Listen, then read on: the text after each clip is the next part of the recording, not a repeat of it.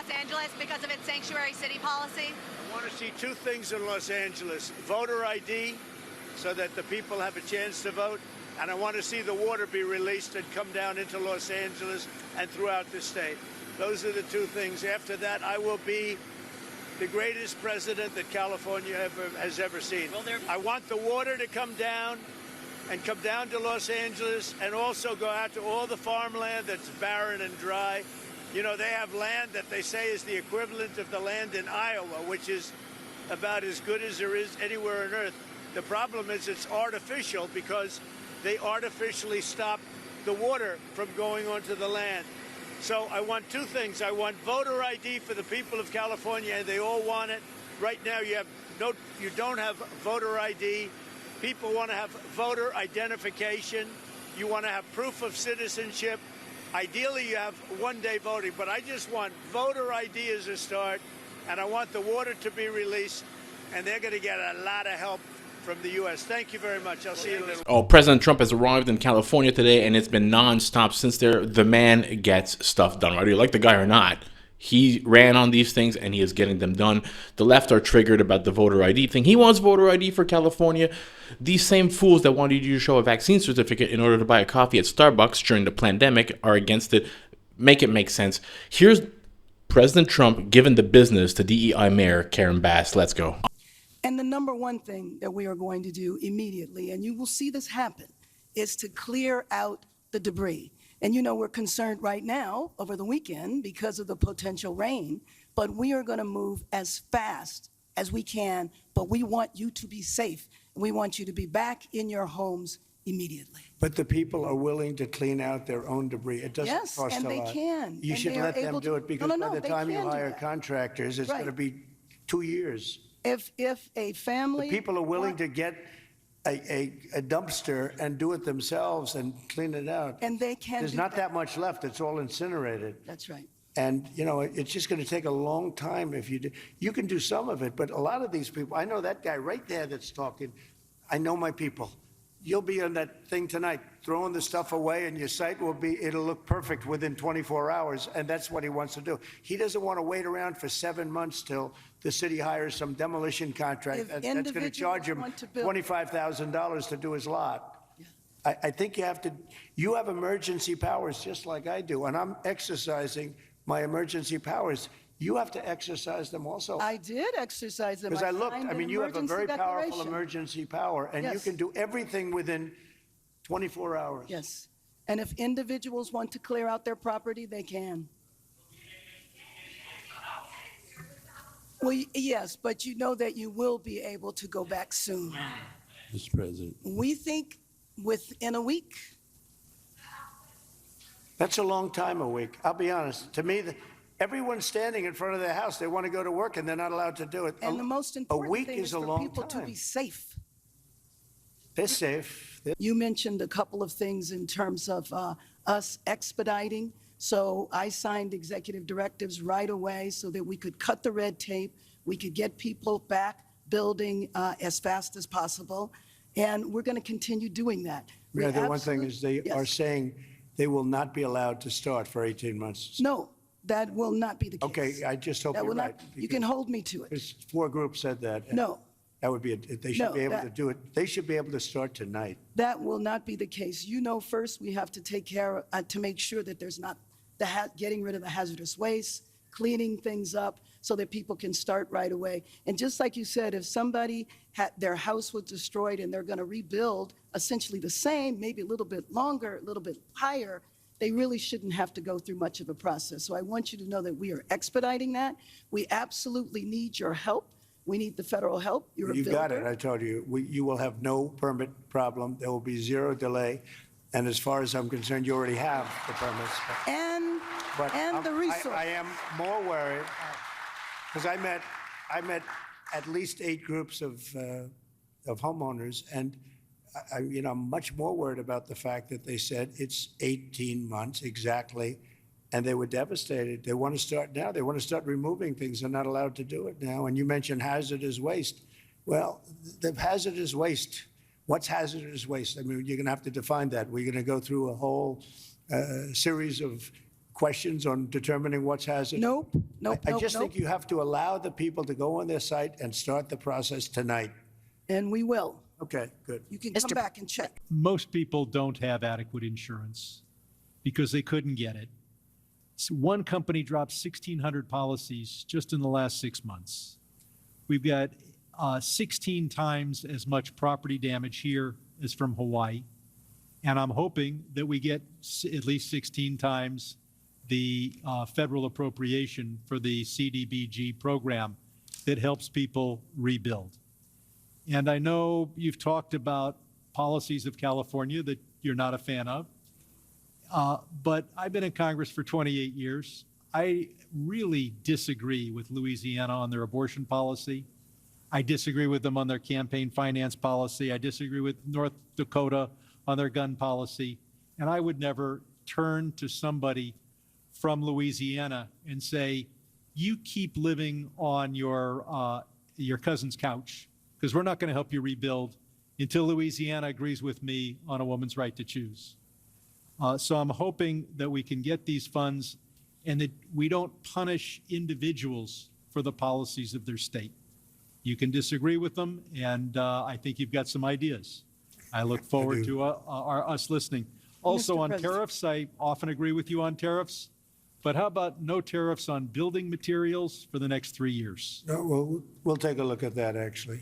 Mr. We'll take a President. look. The mayor, please. Yes. First of all, let me just take the opportunity. Awesome to see President Trump shut down Karen Bass. When she said, I did exercise my emergency power, and the reporter said people can't even access their homes, that tells you everything you need to know about these people. Now listen to this story. A journalist who saved his home by using the water from a vase, the gutter, a bucket that he found. Then President Trump proceeds to appoint a commission, I guess similar to what the 9/11 commission would be, to watch every federal dollar given to California for this disaster. And I agree, they should have voter ID. They should have something. Now, you want the people to have the money as fast as possible because, you know, it's a political game that they're playing, but at the same time, the residents of California or anywhere where there's a natural disaster, right? Not just California. They need to get this money right away. They're American citizens. They're taxpayers. We need to get stuff done. Now, We were lucky because I was able to fight the fire on my fence. But when I got to my house, there was no water in the pipes. So I got inside and I picked up the flower vases because I give my wife flowers every week. And there was water there, and we started with that. Then I found my son's bucket of baseballs, and I dumped the baseballs on the ground, and I used the bucket. But there was still no water, except for the water in the gutter coming from the burnt homes uphill. So I went to and fro to my gutter and my fence with my bucket. 2 guys showed up in a truck, 2 neighbors. We found 2 more buckets, bucket after bucket after bucket.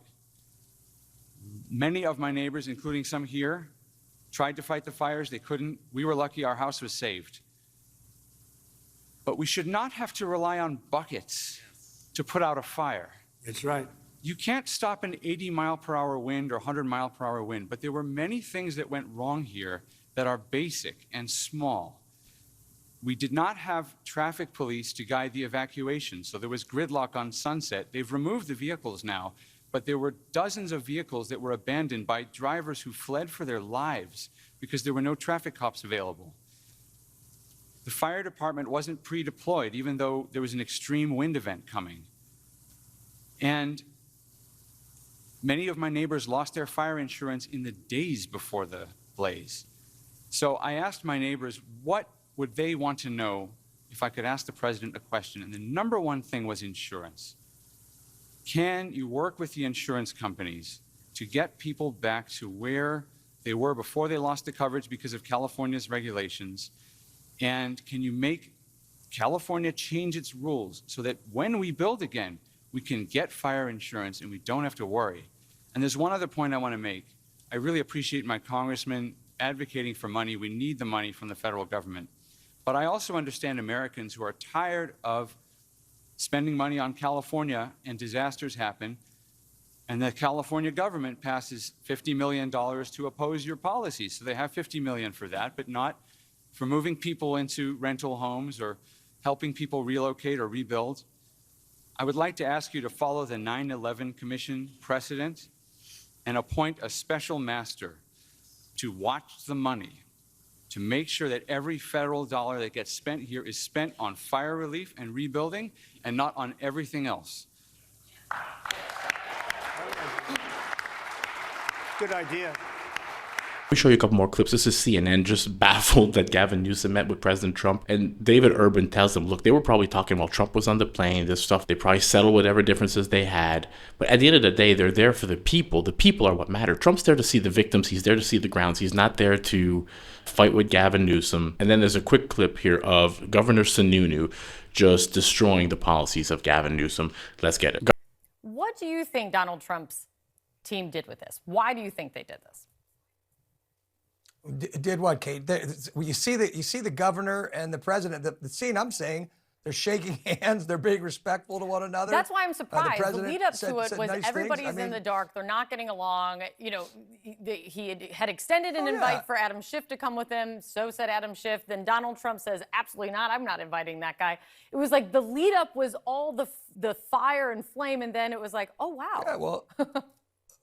A lot takes place on the plane ride out there, right? So a lot of advance work's done. And look, what's important is the president's there.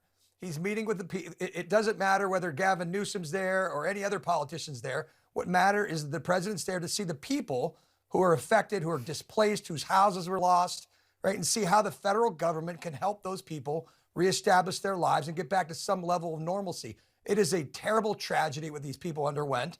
And President Trump is there to see that firsthand. It's not a political photo op. I know people think it is, but it is really for him to get out there, see firsthand, let the people know that the federal government's going to stand behind them, that FEMA is going to be there to help. I've gone through this here, Kate, in Southwest Florida with hurricanes. Yeah. As you remember, Hurricane Ian destroyed my neighborhood, my community here. It's a terrible feeling. I've not been in a fire, but you want to know the people are there to help. And I guarantee the people on the ground there tonight, they are just happy to see President Trump there, Democrat, Republican, independents. They're happy to know the federal government's going to be there to help them out. Governor Sununu, where do you see both Governor Newsom, Mayor Bass, and this intransigency of their own positions? Yeah.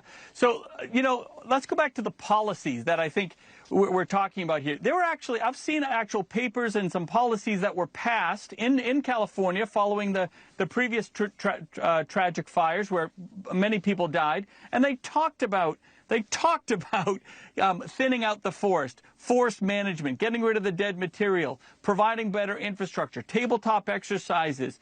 They just didn't do it. They didn't do it. And this is a great example of you should never give a politician credit for just spending money. You should never give a politician credit for passing a bill. It's all about results. We have to get back to demanding better results and accountability from government officials and allowing them to say, hey, we tried these 5 things, but you know, these 2 didn't work. That's okay. We're going to pivot. We created nimbleness in our policies and what we're doing, and we didn't get the results we wanted, so we're going to pivot. These guys didn't even try. They passed policies, they took credit for it, but they didn't actually do the work. And that's why I'm no defender of the insurance companies, don't get me wrong. But I think what you're going to find is that's why a lot of insurance companies, after 2 years, came back and said, they pulled out. Guys, you didn't do any of the risk management. You didn't do any of the things we said you had to do to make sure that we could insure these people. And they're going to use that as an excuse to pull out. But whether it's the governor of California or the school board in Des Moines, Iowa, let's start holding all officials accountable to their actions, not just their words during a campaign. Guys, I hope you enjoyed the video. If you did, smash that thumbs up button for your boy. Consider subscribing to the channel. Help it grow. I'll catch you all in the next one. Peace out, everybody.